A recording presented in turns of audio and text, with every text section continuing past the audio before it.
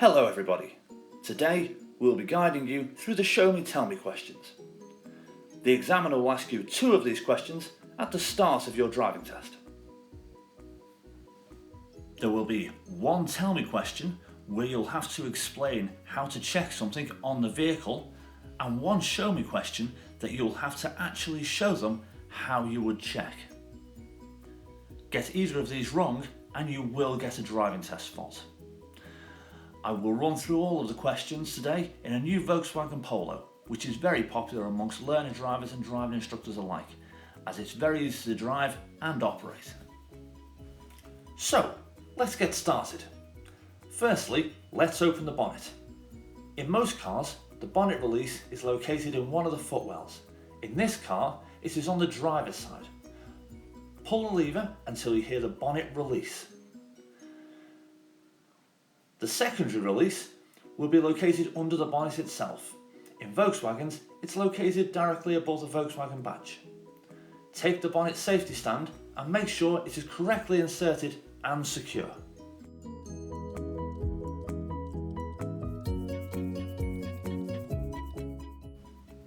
To check the oil, locate the dipstick. When you first take the dipstick out, you will have to wipe off any excess oil with a cloth or a paper towel. Then put the dipstick fully back in. When you take it out for a second time, you should get a clear reading between the minimum and maximum lines. Remember, this is only a tell me question. The examiner doesn't want you touching anything under the bonnet, as the engine may still be hot.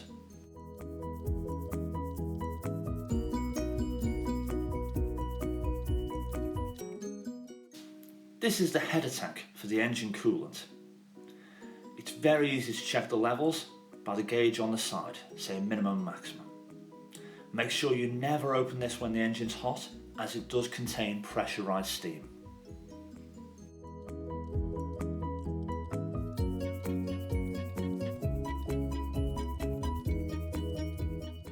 The brake fluid reservoir is located at the back of the engine. The minimum maximum gauge is quite hard to see, but it's located just above the middle seam of the bottle.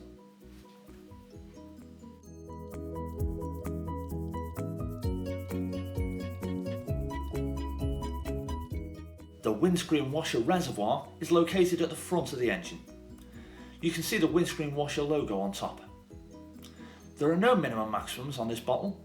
We simply open the top and look down inside.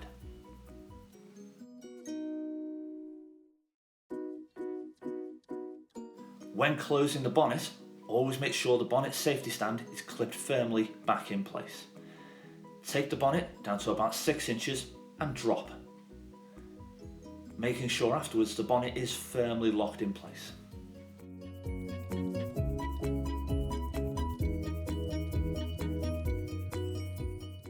When checking the tyres, there should be no cuts or bulges in the outside wall. Also, there should be at least 1.6mm tread depth across the central 3/4 of breadth and the entire outer circumference.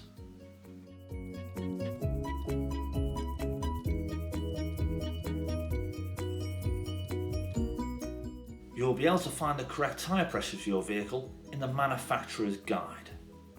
Always use a reliable pressure gauge, and remember to refit the dust cap to the valve when you're finished.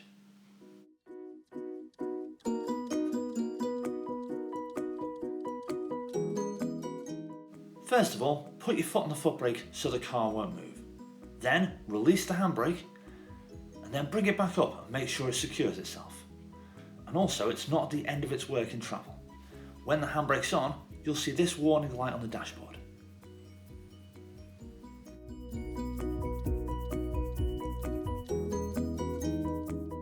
To check the power steering, first of all we make sure the car's in neutral, then we pull down with our left hand, and then we start the engine with our right hand. You should feel a sudden release of pressure.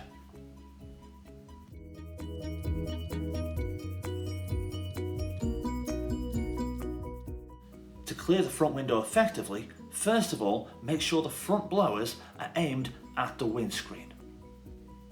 Then, make sure the fans are turned to maximum. Also, for best results, put the air conditioning on and make sure the system is set to cold. To demist the rear windscreen, simply look for the button with this icon on and press.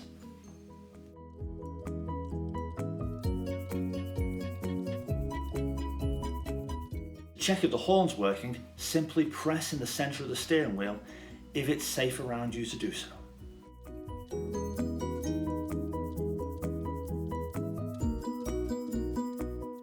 To check the directional indicators, look for the hazard light button, press it, and then you'll have to get out the car and walk around the vehicle to check they're working at the back and the front.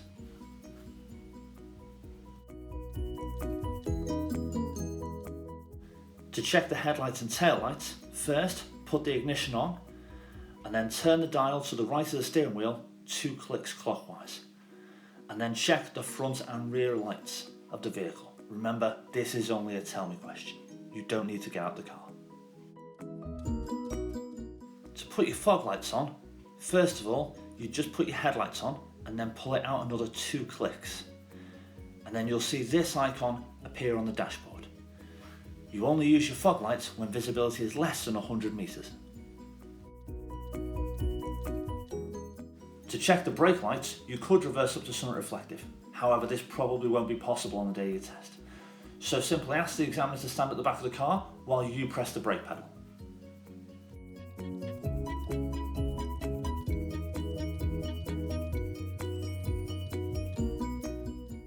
To wash the windscreen, you'll first have to put on the ignition and then locate the windscreen washer stalk just behind the wheel on the right. Pull the stalk towards you and hold for 2 seconds.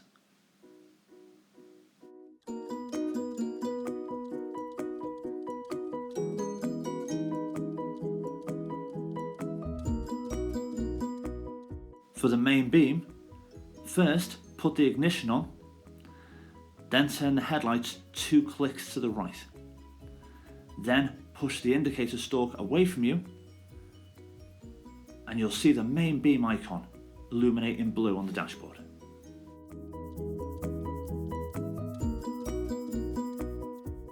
If there was a problem with your anti-lock braking system, the ABS warning light would stay on all the time.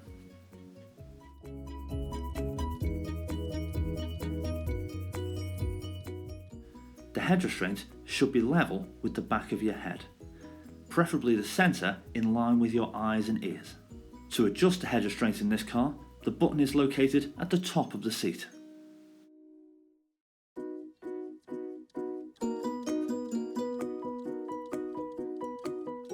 To check the vehicle's brakes are working before starting a journey, press them and make sure they don't feel spongy or slack. Also, when you're driving, the car shouldn't pull to one side when you brake. So, that's the end of the show me tell me questions. If there's anything you're unclear about, please feel free to ask your driving instructor, especially if they have a different car to the one we've shown today. So from all the team here at Chris Kelly's Driving School, we wish you good luck on your driving test. See you on the road soon.